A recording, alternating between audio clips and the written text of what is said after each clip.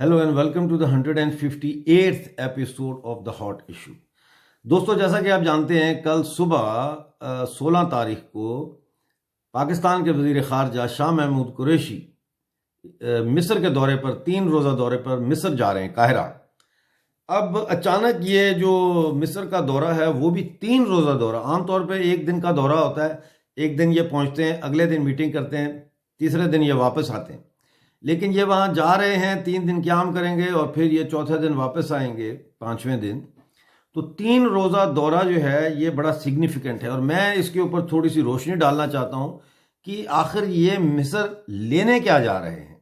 हम जानते हैं कि मिस्र खुद एक ऐसा मुल्क है जो इस वक्त ग्लोबल फाइनेंशियल क्राइसिस और मिस्र के अंदर चलने वाली जो डेमोक्रेटिक मूवमेंट है उसकी वजह से एक ऐसी डेस्टिनेशन है जहाँ पे इन्वेस्टमेंट फ्रेंडली डेस्टिनेशन नहीं है उसको कहा जा सकता। तो ये वहाँ क्या करने जा रहे हैं, तो आइए इसका खोज लगाते हैं।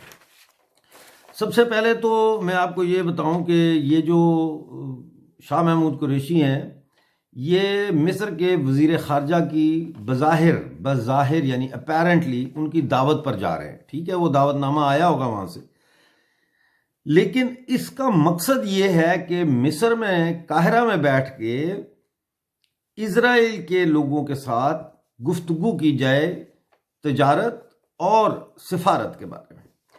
क्योंकि ये अब डायरेक्ट तो इजराइल जा नहीं सकते शाह महमूद कुरैशी साहब। इन्होंने पहले कुछ लोग भेजे थे हुकूमत के पिछले साल, लेकिन वो लीक हो गई खबरें, फिर इनको बड़ी मुश्किल पड़ी। तो अब ये काहिरा जा रहे हैं और काहिरा के अंदर मिस्र में ये जो फैसिलिटेट किया है इस सारी सूरत हाल को, ये तैयब अर्दगान ने किया है। तैयब अर्दगान जो तुर्की से ताल्लुक़ रखते हैं, तुर्की के लीडर हैं, वो उनके इजराइल के साथ बड़े अच्छे तल्लुकात हमेशा से रहे हैं और उन्होंने मोसाद के साथ बहुत गहरे उनके मनासिब हैं। अब आपको ये भी बता दूं कि पाकिस्तान की जो ISI है और पाकिस्तान की जो फ़ौज है, इसके भी मोसाद के साथ बड़े ही गहरे रवाबत हैं। और ये आज से नहीं है, ये उस वक्त से हैं जब जनरल मोहम्मद ज़ियाउल हक जो थे, उन्होंने पाकिस्तान में 5 जुलाई 1977 को 1977 5 जुलाई को जुल्फ़िकार अली भुट्टो की मुंतखब हुकूमत के ख़िलाफ़ कू डेटा किया था और उस कू डेटे के नतीजे में वो बरसरे इक़्तिदार आए और फिर 11 साल तक उनका मार्शल लॉ रहा। ये वही दौर है जिसके अंदर अफ़गानिस्तान का जहाद भी हुआ, जिसके अंदर जो है वो हम देखते हैं कि कश्मीर के अंदर भी जो जहाद था उसको तेज़ किया गया और कश्मीरी पंडितों का वाक़या भी हुआ और ये सारा कुछ। लेकिन अब ये जो मिस्र है, इसने इजराइल को 1979 में तस्लीम किया था और 1979 में कैंप डेविड, जहाँ पे आम तौर पे अमरीकी सदूर जो होते हैं वो हॉलीडे के लिए जाते हैं, तो उस कैंप डेविड में जिमी कार्टर ने इजरायली प्राइम मिनिस्टर मेनाहेम बेगन और फ़लस्तीनी पीपल लिबरेशन ऑर्गेनाइजेशन के चेयरमैन यासिर अराफात ये मुलाकात करवाई थी और उस मुलाकात में ये करवाई थी अनवर सादात थे उसमें। और उसमें इन्होंने जो मुलाकात करवाई थी अनवर सादात की, जो कि मिस्र के सदर थे, और मेनाहेम बेगन के दरमियान सफारती तल्लुकात कायम हुए थे। जब ये तल्लुकात कायम हुए तो उसके बाद हम देखते हैं कि मिस्र ने एक पिवटल रोल प्ले किया है इस्लामी ममालिक और इजराइल के दरमियान खुफिया तल्लुकात की उस्तवारी में। और इसी हवाले से अब तो खैर तुर्की ये काम कर रहा है, लेकिन उस ज़माने में मिस्र करता था। अब पाकिस्तान और इजराइल के दरमियान जो तजारत है वो भी हो रही है और 2001 में जो है वो इन्होंने इजराइल से खुफिया जासूसी के आलात इंपोर्ट किए थे और इंटेलिजेंस शेयरिंग जो है वो भी इनके दरमियान हो रही है। ये सिलसिला उस वक्त शुरू हुआ जब वॉशिंगटन में पाकिस्तान एम्बेसी के अंदर एक दफ्तर कायम किया गया ISI का, जिसका वाहिद काम जो है वो ये था कि उसने इजराइल की मोसाद के साथ मिल के काम करना है। और ये मौका फराहम किया था अफगान जहाद ने। अफगान जहाद में पाकिस्तानी फ़ौज ने इजराइल से असला लिया था और इजराइल ने जो असला इनको दिया वो पुराना असला था, वो असला था जो इजराइल की फौज ने फ़लस्तीनियों से छीना था और वो रखा हुआ था, तो वो फ़लस्तीनियों के पास जो असला था वो रूसी साख्त का असला था, वो क्लैशनकोफ़ें थीं और रूसी साख्त का असला था। इसीलिए जो मुजाहिदीन थे उनके पास क्लैशनकोफ आई और वहीं से पाकिस्तान में क्लैशनकोफ कल्चर की इस्तिलाह भी जो है वो आम हुई। तो ये जो इज़राइल का ये जो वहाँ पे अमेरिका में जो दफ्तर खोला गया एम्बेसी में इसका ISI का, वो अफगानिस्तान ये इज़राइल के साथ इंटेलिजेंस शेयरिंग करता था।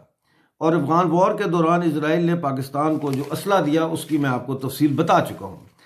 अब 2008 में अमेरिका के एक डिप्लोमेटिक जो केबल है उसके पैगाम को इंटरसेप्ट किया विकीलीक्स ने और उसको फिर उन्होंने मंजर आम पर लाया, और उसके अंदर ये बताया गया कि ISI ने इंतहाई हसास नोयत की इंफॉर्मेशन, जासूसी इंफॉर्मेशन जो है वो मोसाद को फ्राहम की है। मोसाद कौन है? मोसाद इजराइल की खुफिया एजेंसी है, ठीक है। अच्छा, 2013 में भी पाकिस्तान ने इजराइल से बड़ी तादाद में जो है वो जासूसी के आलात और जदीद फौजी टेक्नोलॉजी जो है उसमें इस्तेमाल होने वाले आलात ख़रीदे हैं। तो ये अब वहाँ जा रहे हैं। एक तो पाकिस्तान की इकॉनमी आपको पता दिन ब दिन गिरती चली जा रही है, और पाकिस्तान के ऊपर UAE जो है, मुत्तहदा अरब अमारात, UAE के जो इज़राइल के साथ ताल्लुकात बहाल हुए हैं उसकी वजह से भी पाकिस्तान पर बड़ा दबाव है। आपको पता है कि सऊदी अरेबिया ने भी पाकिस्तान के हाजियों की एप्लीकेशंस कबूल करने से इनकार कर दिया है। तो ताल्लुकात इस्लामी दुनिया में बड़े ख़राब हैं, और वो इसलिए कि पाकिस्तान अपनी हटदर्मी से नहीं हट रहा। पाकिस्तान की आर्मी जो है वो जो एक टेररिज्म पे बेस्ड इकॉनमी चला रही है वो उससे बाहर नहीं निकल रही। उनके पास और कोई ज़रिया आमदन नहीं है सिवाय टेरर इकॉनमी के। तो अब इजराइल के साथ एक तो बात होगी तजारत पे, और तजारत जो है वो डायरेक्ट हो नहीं सकती इस वक्त तो ये तजारत जो है ये बजरिया तुर्की होगी, और इसीलिए तुर्की ने भी इसको फैसिलिटेट करने में जो है वो कलीदी किरदार अदा किया है। इसके अलावा बहुत जल्द मोसाद जो है उसका एक जो डेलीगेशन है, यानी मोसाद जो इजराइल की खुफिया एजेंसी है उसका एक डेलीगेशन बहुत जल्द पाकिस्तान आ रहा है, जहां पे ISI के साथ उनकी बातचीत होगी, गुफ्तगू होगी, और वो ऑन ग्राउंड बलूचिस्तान और पाकिस्तानी कब्जे वाले जम्मू कश्मीर और CPAC और जो सिंधु देश की तहरीक चल रही है इसके हवाले से भी बातें ज़ेर गौर वहाँ पे आएंगी इस मीटिंग के दौरान, जो मोसाद पाकिस्तान में इस्लामाबाद में आके करेगा। इसके अलावा पैसे चाहिए, तो अब पाकिस्तान जो है वो अपनी मसनूआत को कोशिश करेगा कि इज़राइल जो है वहाँ तक पहुँचाया जाए। इसके लिए एक ऐसा नेटवर्क बनाया जा रहा है जिसमें पहली जो होगी सूरत उसमें ये होगा कि पाकिस्तान की तैयार करदा मसनूआत जो है उनको तुर्की पहुँचाया जाएगा। उनकी लेबलिंग जो है वो तुर्की में होगी, लिहाजा उनके ऊपर पाकिस्तान का कोई नाम नहीं होगा, और फिर वो तुर्की के जो लेबलिंग के बाद ये सामान इजराइल पहुंचाया जाएगा। हो सकता है कि मिस्र के साथ भी इसी तरह की कोई बात जो है वो तय पाई जाए।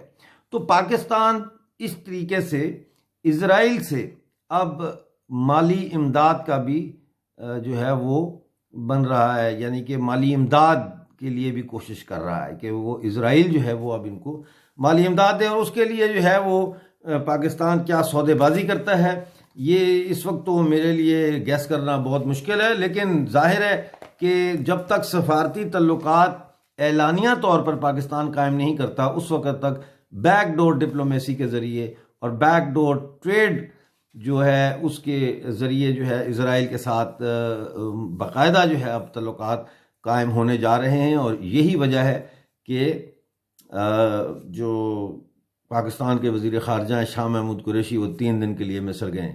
यकीनन मेरी इस वीडियो से शाह महमूद कुरैशी खुश नहीं होंगे और ना ही पाकिस्तान का दफ्तर ख़ारजा खुश होगा। लेकिन इस वीडियो के अंदर जो असल बात है, जो समझने वाली है, वो ये है कि बलूचिस्तान, सिंध, खैबर पख्तूनख्वा, पाकिस्तानी कब्जे वाला गिलगित बल्तिस्तान और पाकिस्तानी कब्जे वाला जम्मू कश्मीर अगर आने वाले दौर में, चंद सालों में, 1 साल, 6 महीने, साल में, 2024 से पहले की हम बात कर रहे हैं, ठीक है ना, अगर ये यहाँ से आज़ादी की तहरीक को हतमी शक्ल नहीं देते तो फिर यहाँ पे जो कत्लेआम होगा वो बहुत ही शदीद होगा। और यहाँ पे हम हमेशा हमेशा के लिए तो नहीं, लेकिन कई 100 सालों के लिए हम इस शिकंजे से बाहर नहीं आ सकेंगे। इसलिए इस वक्त एक ऐसी फ़ज़ा तैयार हो रही है जिसमें ज़रूरत इस बात की है कि बलोच, पश्तून, सिंधी, जम्मू कश्मीर पाकिस्तानी जो है और गिलगित बल्तिस्तान जो पाकिस्तान के पास कब्ज़े में है, यहाँ के लोग और अफ़गानिस्तान के लोग और जम्मू के लोग और भारत माता के लोग मिलकर एक नई फौज बनाएं, Bharat United army. Bharat United army का तस्वर गो के पहले से मौजूद था, लेकिन इसको नाम दिया है डॉक्टर फौजिया ने, जो तहरीक इत्तेफाक राय की सदर है, और उन्होंने ये नाम दिया है भारत यूनाइटेड आर्मी। और वो ये कहती हैं कि हमें अब सबको मिलके एक आर्मी बनानी चाहिए और पाकिस्तान की फ़ौज से निजात के लिए जंग लड़नी चाहिए। नाज़रीन, आपका बहुत बहुत शुक्रिया। अगली वीडियो में आपसे फिर मुलाकात होगी। उस वक्त तक के लिए इजाज़त दीजिए। अपना बहुत सारा ख्याल रखिए।